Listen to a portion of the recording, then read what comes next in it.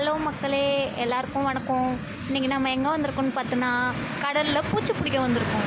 அதுவும் யார் கூடனா எங்கள் மாமா கூட. இப்படி தான் டெய்லி என்னை பூச்சி பிடிக்க கூப்பிட்டு சாவடிக்கிறார். இன்றைக்கி பூச்சி பிடிப்பார், நாளைக்கு அந்த பூச்சி எடுத்துன்னு போய் கடலில் மீன் பிடிப்பார். பாருங்கள், இப்படி தான் தெளிச்சுனே வரணும். அப்படியே மெதுவாக அந்த இறாவை வச்சு தெளிச்சுட்டே வரணும். அந்த கவுச்சிக்கு புழுலாம் மேலே வரும். அதுதான் கடல் புழு சொல்லுவாங்க.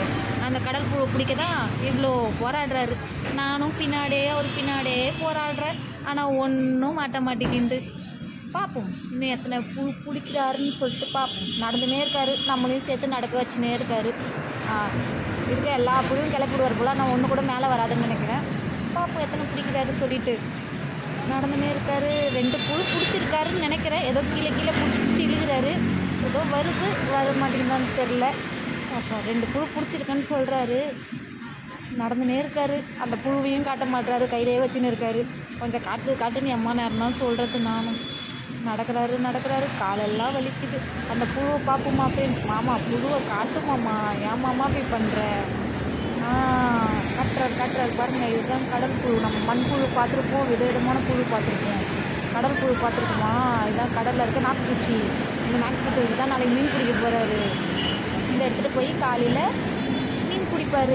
2 பூச்சி வச்சுருக்காரு. 2 பூச்சை கொஞ்சமாக கட் பண்ணி போட்டு பிடிப்பார். என்னது 2 பூச்சிக்கு மேலே கிடைக்கலையா? இல்லை, 2 பூச்சிக்கு மேலே கிடைக்கலையா? 2 பூச்சி தான் இருக்கான். எப்படி அந்த பூச்சை பாதுகாக்கிறாரு பாருங்கள். சாவாமல் இருக்கிறதுக்கு மண் எல்லாத்தையும் தோண்டி அதை போட்டு புதைச்சி உயிரோடு புதைச்சி வைக்கிறாரு. ஆனால் அதுதான் அதில் உயிரோடு இருக்குது பாருங்கள். மண்ணத்துக்கு கீழே போட போகிறாரு. ஐயோ, மண்ணில் தலைக்கில் கொட்டிட்டாரு பூச்சை. நான் மண்ணை போடுவார் பார்த்தா பூச்சை கொட்டிட்டாரு.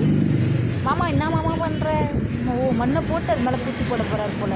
மூச்சு திணறி செத்துணும்ல தண்ணியில் இருந்தால், அதெல்லாம் மண்ணை போட்டு பூச்சி போடுறாரு. ஒன்று அது மேலே கொஞ்சம் மண்ணை போட்டு எடுத்து சீக்கிரம் எடுத்து போடுமாம்மா, செத்துற போகுது.